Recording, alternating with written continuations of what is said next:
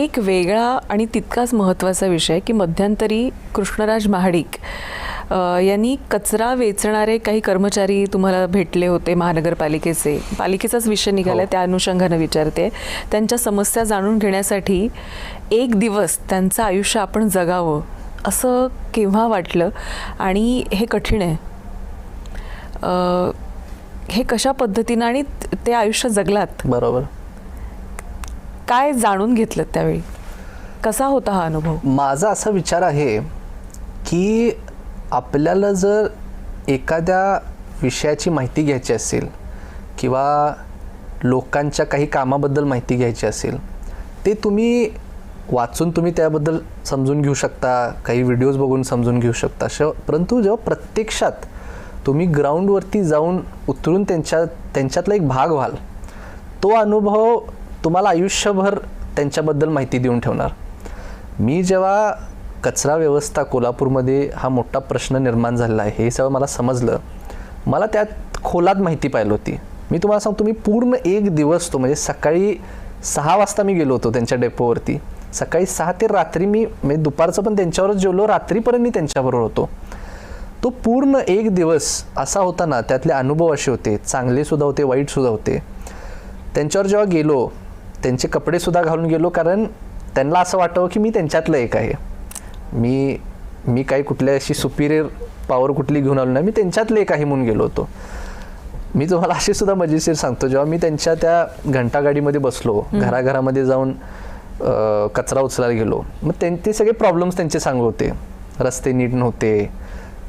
जर गाणं लावलं, ते गाणं एक कचरा उचलायसाठी एक गाणं आहे, तर ते लावून तुम्ही गेला तर एका गल्लीतली लोक ओरडतात, ते गाणं लावायचं नाही, आमची झोप मोड होते. दुसऱ्या गल्लीतली म्हणते गाणं लाव, तू आलायस ते करणार कसं? म्हणजे असे काही चॅलेंजेस. आणि ते लोक तुम्हाला सांगतो म्हणजे त्यांचा इतका म्हणजे कित्येक लोक मी त्यांचा अपमान करताना सुद्धा बघितलं. मी जेव्हा तिथं गेलो तेव्हा कचरा तिथं क्लिअरली 2 भाग आहेत त्या गाडीला, ओला कचरा, सुका कचरा.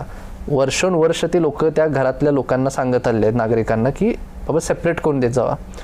मला आठवते राजारामपुरी परिसर म्हणून आमचा आहे, तर तिथं उतरलो. मला सुद्धा अपेक्षा नव्हतं आणि पुढच्या व्यक्तीला सुद्धा अपेक्षा नव्हतं. माझा एक मित्र होता, तर मी उतरलो आणि मी ते असं डोळे चोळत आला होता आणि त्यांनी पूर्ण एक कचऱ्याची एकच बॅग केला होता, त्यात ओला सुका सगळं होतं. आणि मी त्या हातातनं घेतली. मी म्हणलं काय म्हणताय, कसं आहे?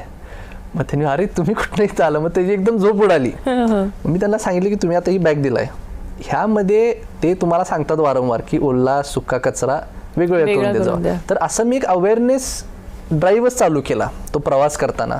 मग ठिकठिकाणचे कचऱ्याचे ढेर झाले होते. ते कशामुळे होतात? एखादा व्यक्ती येऊन टाकून जातो, मग ते एक कचरा बघितला म्हणल्यावर सगळे टाकत ते वाढत जातं. तर ते महानगरपालिकेच्या लोकांना सुद्धा आणि एक्स्ट्रा काम लागतं. मग तुम्ही तिथं प्लांट्सपर्यंत पोचतानाची जी अवस्था बघितली असते, मी तुम्हाला खरंच रिक्वेस्ट करतो तुम्ही तो व्हिडिओ बघा. म्हणजे रस्ताच नव्हता, त्या पूर्ण रस्त्यात काचा, त्यानंतर ते हे म्हणतो ना आपण स्टीलचे काही गोष्टी पडल्या, पार्टिकल्स पडले असायचे. रोज त्यांचं टायर पंक्चर होत होतं, रोज ती स्टेपनी काढून आणायची. म्हणजे मी तुम्हाला सांगू शकतो एंडलेस गोष्टी होत्या प्लांट्सच्या इथं सुद्धा, की बाबा जे कन्झम्पशन करणारे जे प्लांट्स उभा केले आहेत, ते आता कॅपॅसिटी आहे 200ची, परंतु कचरा रोजचा येतो 300 टन. मग आपण काय करत आहे?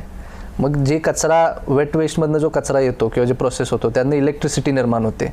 त्या इलेक्ट्रिसिटीचा जो बलून असतो ज्यामध्ये ते स्टोअर केला, तो बलून डॅमेज होता. म्हणजे काय नव्हतंच असं समजा तुम्ही. आणि आमच्या कोल्हापुरात त्यावेळेस 4 लाख टन कचरा साठत होता रोजचा, नुसता साठून बसलेला तिथं. त्याच्यातून तुम्हाला अडचणी पुढच्या सांगतो, त्यातून काही गॅसेस निर्माण व्हायचे, आग लागायची. परिसरातले लोक, बावडा म्हणून आमच्या इथं परिसर आहे, त्या बावड्यात जे परिसरात लोक राहणार आहेत ना, ते सगळे गॅसेस त्यांच्या घरामध्ये जायचे, पार्टिकल जायचे, ते त्यांचं इनहेल करतात आणि त्याचे आजार वेगळे त्यांना निर्माण होतात. मग ही बघितला तुम्ही म्हणजे किती अडचणी, हा खूप एकदम विशेष सर्कल. हे जोपर्यंत उतरलो नसतो, त्यांच्यावर फिरलो नसतो ना, तर काहीच कळालं नसतं. मग एक एक त्यावरती काम करत गेलो. त्यावर वेळेसचे जे तत्कालीन पालकमंत्री महोदय होते त्यांनी मला फोन केला. ते म्हणले बाबा तू काय केलायस ते व्हिडिओ, सगळेजण मला फोन करायला लागले आहेत साहेब, तुम्ही त्याकडे लक्ष द्या. मी गेलो, त्यांना प्रेझेंटेशन दिलं. पहिल्या टप्प्यात 10 कोटी रुपये निधी आपल्याला मिळाला. रस्ते करून घेतले, बलून जे डॅमेज होता तो हे केला. आणि आता सुद्धा आता चांगलं काम चालू आहे, कारण आता बॉडी आहे आपली, भाजपचीच सत्ता आहे. मला ते इतकं हे वाटतं, कारण आजपर्यंत कुठलेही लोकप्रतिनिधी तिथे गेले नव्हते त्या झूम प्रकल्पावर. कारण ते भयानक आहे एकदम, तुम्ही नाही जाऊ शकत तिथं. म्हणजे माझे तुम्हाला सांगतो काही टीम मेंबर्स माझ्यावर जे होते म्हणजे ते बेशुद्ध पडायला आलेले, इतकी वाईट अवस्था आहे तिथं. मी कोल्हापूरची तुम्ही दाखवत तुम्हाला गावाची आठवण येते. कोकण आणि कोल्हापूर हे तसं जवळ असल्यामुळे जवळच आहे, बरोबर आहे. तुम्ही दाखवताय म्हणजे मला ना नेहमी म्हणतं की तांबडा रस्सा आणि पांढरा रस्सा हा कोल्हापूरचा आहे आणि आमच्या इकडची सोलकढी बरोबर हे कायम टफ देणारच असतं. खरंच फिश आणि सोलकढी. अनेक लोक म्हणतात की कोकणातल्या लोकांनी जाणीवपूर्वक तांबडा आणि पांढरा रस्सा याला कॉम्पिटिशन देण्यासाठी सोलकढी सुरू केलेली आहे.